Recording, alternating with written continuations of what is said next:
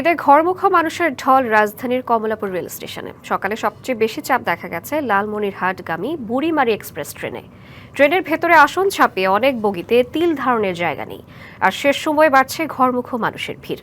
ভোর থেকে একের পর এক বাস ঢাকা ছাড়ছে। সকালে এমন চিত্র দেখা গেছে মহাখালী বাস টার্মিনালে। সুবর্ণ, মহানগর গোধূলি, একতা, তিস্তা, পারাবত, জয়ন্তিকা এক্সপ্রেস প্ল্যাটফর্মে অপেক্ষমান ট্রেনগুলো স্বপ্ন নিয়ে একে একে ছুটে যাচ্ছে বিভিন্ন গন্তব্যে।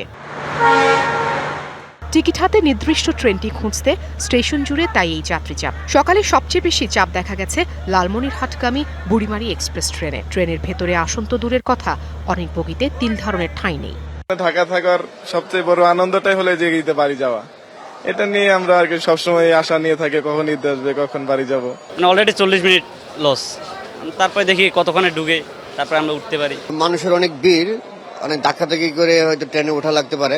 আর ট্রেনের ছাদে যাত্রী ওঠা ঠেকাতে রেল কর্তৃপক্ষ ও আইন শৃঙ্খলা বাহিনীর সদস্যদের তৎপরতা দেখা গেলেও শেষ পর্যন্ত পরিস্থিতি পুরোপুরি নিয়ন্ত্রণে আসেনি। এটাকে যদি আমরা পুরোপুরি ট্রেনকে ছাদ থেকে নামায় যদি আমরা ট্রেন ছাড়তে চাই, এতে অনেক এটা একটা বিশৃঙ্খলার সৃষ্টি হয়, ট্রেন ছাড়তে বিলম্ব হবে।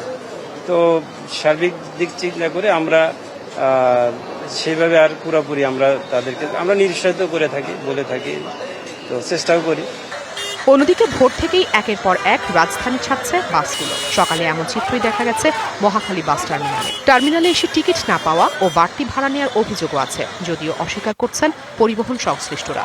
মা আছে, বাবা আছে, বোন আছে, তারা ভাবতেছে হয়তো যামু, আজকে জানাইছি সকালে। কাউন্টারে মানে নাই, মানে মাস্টার নাই গিয়া বলতেছে গাড়ি নাই, কারণ ভাড়া অতিরিক্ত মানে লুকায় ভাবে একটু ভাড়া বেশি নিতে আছে। 12 জন মানুষ আছি, কোনো টিকিট পাই নাই, সিটও পাই নাই, এখন বর্তমান বসে আছে, আর কি কোনো দিশা পাইতেছি না।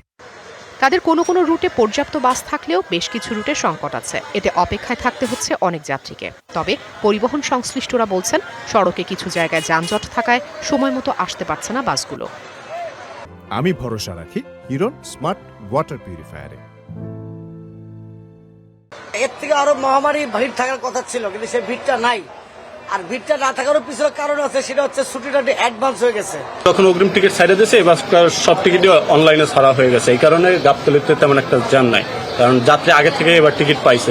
এদিকে বাস টার্মিনালে যানজট এড়াতে ও শৃঙ্খলা বজায় রাখতে কাজ করছে আইন শৃঙ্খলা বাহিনী। প্রায় একই চিত্র সদরঘাট লঞ্চ টার্মিনালেও, যেন ছুটির ঘণ্টা বেজেছে। গন্তব্যের দিকে ছুটছেন সবাই। Afrin Anwar, DBC news, Dhaka.